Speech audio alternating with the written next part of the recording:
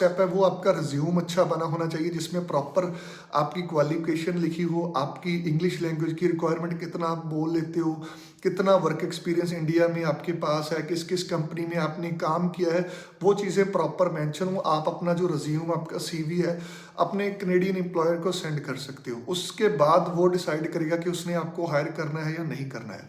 तो second step हो गया, अगर नैनी का अप्लाई करना चाहते हो तो CLB लेवल 5 के साथ भी वीज़ा आ जाता है, जिसमें आइल्स की रीडिंग में 4.5 एक्सेप्ट है और बाकी अदर मॉड्यूल में आपके 5 होने चाहिए।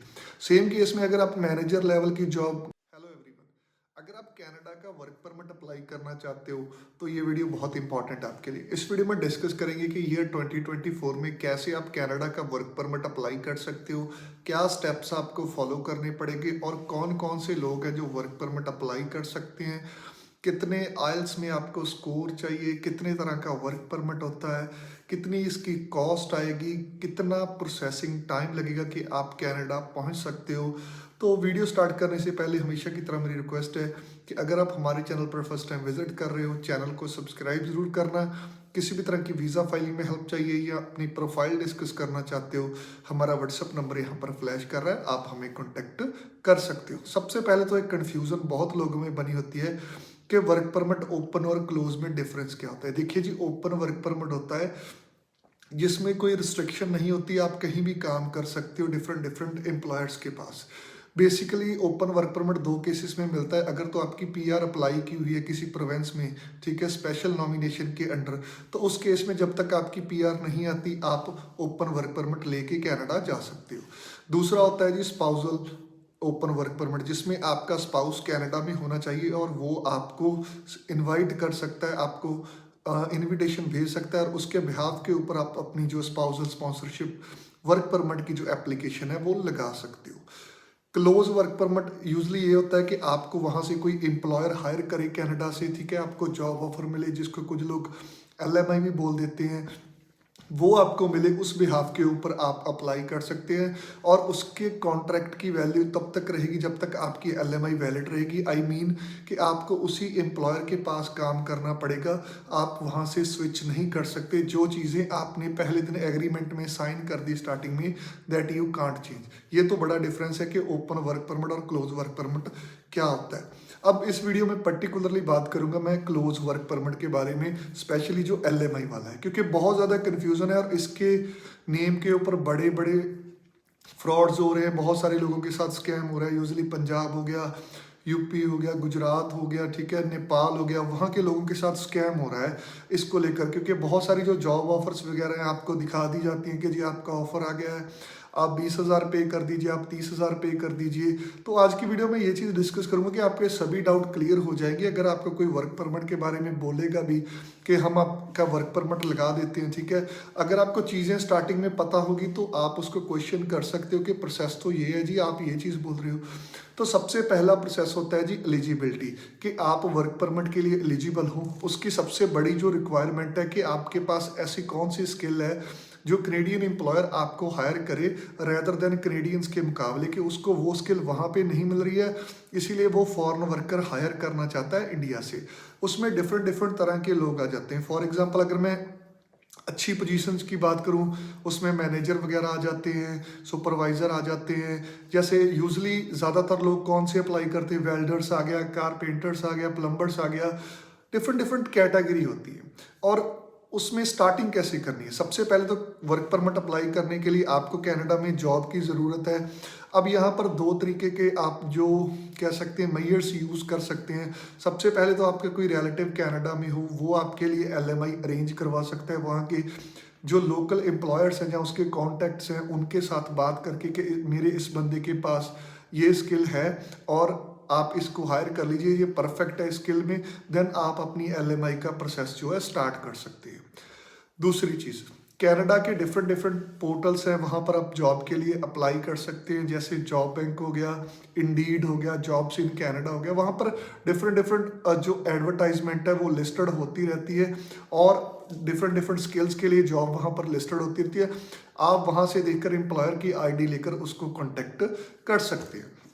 अब सबसे जो स्टार्टिंग वाला स्टेप है वो आपका रिज्यूम अच्छा बना होना चाहिए, जिसमें प्रॉपर आपकी क्वालिफिकेशन लिखी हो, आपकी इंग्लिश लैंग्वेज की रिक्वायरमेंट कितना आप बोल लेते हो, कितना वर्क एक्सपीरियंस इंडिया में आपके पास है, किस किस कंपनी में आपने काम किया है, वो चीज़ें प्रॉपर मेंशन हो। आप अपना जो रिज्यूम आपका सीवी है अपने कनेडियन एम्प्लॉयर को सेंड कर सकते हो। उसके बाद वो डिसाइड करेगा कि उसने आपको हायर करना है या नहीं करना है। तो सेकंड स्टेप हो गया, अगर आपका जो सीवी है आपका उनको पसंद आ जाता है, दैट जो रिक्वायरमेंट वो ढूंढ रहे हैं वो मीट करते हैं, तो आपका प्रोसेस वहाँ से स्टार्ट हो जाएगा। यहाँ से आपकी अप्लाई होगी LMI, जिसको हम बोलते हैं लेबर मार्केट इम्पैक्ट असेसमेंट। यहाँ पर सबसे बड़ा कैच है, क्योंकि यूजली जो LMI की गवर्नमेंट फीस होती है वो 1000 कनेडियन डॉलर होती है, जो इंडिया के नियर अबाउट 60 to 61,000 रुपीज़ बनते हैं, जो टोटल LMI की कॉस्ट होती है। अब वेरी करता है कि जी आपको कितने में पड़ती है, ठीक है। अगर तो आप जेन्युइन जॉब ढूंढते हो तो इसका खर्चा आपको बिल्कुल फ्री हो सकता है, ठीक है, और 1000 पे करके आप अपना LMI का प्रोसेस स्टार्ट कर सकते हो। जब भी अप्रूव हो जाएगी तो नॉर्मल की तरह एप्लीकेशन लगा सकते हो। बट सबसे बड़ा क्या चाहिए कि लोगों को जॉब वगैरह नहीं मिलती है, और इसीलिए LMI इतनी एक्सपेंसेस हैं, 20-20, 25-25 हज़ार डॉलर, इवन सम कैटेगरीज में $40,000 तक भी LMI लोग चार्ज करते हैं। तो स्टार्टिंग में आपको ये चीज़ करनी है कि डिफरेंट डिफरेंट पोर्टल्स के ऊपर जॉब ढूंढनी है।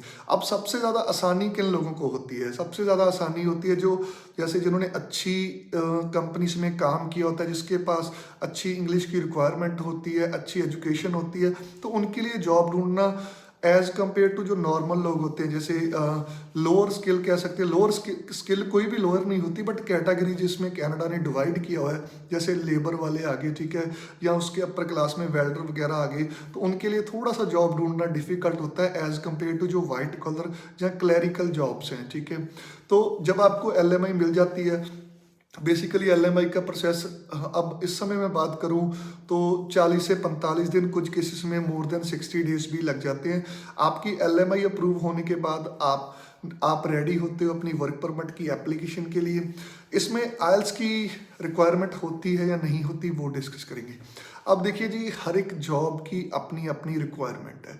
फॉर एग्जांपल, आप एक अच्छी क्लैरिकल जॉब के लिए जा रहे हो, या आप एक मैनेजर लेवल की जॉब के लिए जा रहे हो, तो उस केस में अगर आपकी इंग्लिश फ्लुएंट होगी, ठीक है, अच्छी होगी, तभी आपको कनेडियन एम्प्लॉयर हायर करेगा, तभी वीज़ा ऑफिसर सेटिस्फाई हो पाएगा, क्योंकि लोकल लोग भी उनके पास बहुत हैं।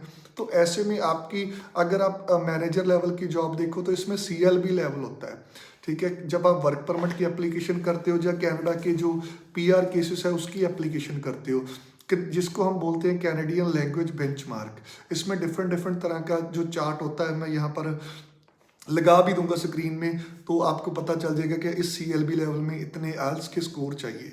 तो अगर आप मान लीजिए वेल्डर का अप्लाई करना चाहते हो, प्लम्बर का अप्लाई करना चाहते हो, नैनी का अप्लाई करना चाहते हो, तो CLB लेवल 5 के साथ भी वीज़ा आ जाता है, जिसमें IELTS की रीडिंग में 4.5 एक्सेप्ट है, और बाकी अदर मॉड्यूल में आपके 5 होने चाहिए।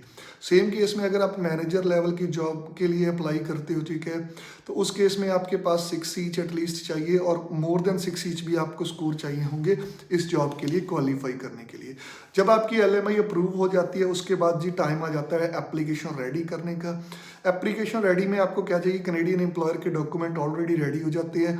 इंडिया से आपको अपनी जो वर्क एक्सपीरियंस है वो दिखाना है, अपनी एजुकेशन दिखानी है, अगर इंग्लिश लैंग्वेज की रिक्वायरमेंट है तो वो दिखानी है। अच्छी सी एप्लीकेशन बनाकर किसी एक्सपर्ट लॉयर को आप हायर कर सकते हो, ठीक है, एप्लीकेशन सबमिट करने के लिए। जब आप एप्लीकेशन अपनी फंडिंग, बहुत ज़्यादा लोग पूछते हैं कि इसमें फंडिंग की रिक्वायरमेंट है या नहीं है। देखिए, अगर कनाडा आप टेम्परेरी जा रहे हो, ठीक है, कुछ ना कुछ फंडिंग आपके पास होगी तो डेफिनेटली वो फ्रूटफुल होगी, क्योंकि वीज़ा ऑफिसर भी उससे सेटिस्फाई होगा कि इंडिया में आप अच्छे तरीके से हो। सबसे बड़ी मिस्टेक लोग क्या करते हैं, जब वर्क परमिट अप्लाई करते हैं, एजुकेशन भी उनके पास होती है, उनकी जॉब के रिकॉर्डिंग डिग्री भी होती है उनके पास, but the thing is that जो वर्क एक्सपीरियंस है उसके ऊपर कॉम्प्रोमाइज़ कर जाते हैं। वर्क एक्सपीरियंस वीज़ा ऑफिसर के ऊपर वो बहुत ही इम्पैक्ट डालता है, जो जेन्युइन होता है, जिसमें पे स्टप आपके पास होती है, आपके अकाउंट में रेगुलर ट्रांजेक्शन्स हो रही होती हैं, आप आईटीआर पे करते हो, तो इसका मतलब ये होता है कि आप एक नॉर्मल जॉब होल्डर हो, आपकी जॉब सही है। बहुत सारे केसेस में क्या होता है कि अकाउंट में सैलरी वगैरह नहीं होती, तो वहाँ पर एक्सपीरियंस के ऊपर थोड़ा सा डाउट हो जाता है। तो एक्सपीरियंस कितने साल का चाहिए, ये भी बहुत लोगों की क्वेरी होती है। तो ये वेरी करता है आपकी जॉब के अकॉर्डिंग। यूजली अगर आपके पास 2 से 3 साल का एक्सपीरियंस है आपके रेलिवेंट सेक्टर में, तो डेफिनेटली इसका एक अच्छा इम्पैक्ट पड़ता है आपकी एप्लीकेशन के ऊपर। जब आपकी एप्लीकेशन सबमिट हो जाती है, तब कितने टाइम बाद आप कनाडा जा सकते हो या रिजल्ट कितने टाइम बाद आएगा। अगर मैं करंट प्रोसेसिंग टाइम की बात करूं, स्पेशली वर्क परमिट की एप्लीकेशन की, तो अगर आपने कनाडा वर्क परमिट के ऊपर जाना है तो ये 3 से 4 मंथ का प्रोसेस है आफ्टर बायोमेट्रिक। करंट एप्लीकेशन बड़े नंबर्स में लॉन्च हो रही हैं क्लोज वर्क परमिट की, और सितंबर अक्टूबर की भी काफ़ी ज़्यादा एप्लीकेशन पेंडिंग पड़ी है। तो कुल मिलाकर ये 4 से 5 मंथ का टोटल टाइम लगता है अगर आपने कनाडा का वर्क परमिट सक्सेसफुली लेना है। जो स्टेप्स मैंने आपको बताए ये फॉलो करने हैं और आप अपना वर्क परमिट ले सकते हो। बट इसमें कौन सी चीज़ों का आपने ध्यान रखना है जब आपने वर्क परमिट अप्लाई करना है, क्योंकि बहुत ज़्यादा फ्रॉड होता है। सबसे पहले तो आप ये चीज़ पूछिए, जब आपको कोई ये चीज़ बता रहा है कि दैट हम आपके लिए जॉब ऑफर वगैरह अरेंज करेंगे, कंपनी खुद इंटरनेट पर चेक कीजिए। इंटरनेट के ऊपर अगर आपको सफिशेंट इन्फॉर्मेशन नहीं मिल रही है, तो वहाँ के आप हर एक बंदे का कोई ना कोई कांटेक्ट कनाडा में होता है, तो उनको बोलिए कि आप प्लीज़ इस चीज़ को फाइंड आउट करके दिए कि ये एम्प्लॉयर यहाँ पर जेन्युइन है या नहीं है। ठीक है, ये चीज़ हो गया। बहुत सारे लोगों को फ्रॉड किया जाता है, जो लोकल कंपनीज होती है इंडिया में, कि जी आपका वर्क परमिट अप्लाई हो गया है, ठीक है, आपका मेडिकल होगा, ये चीज़ें होगी।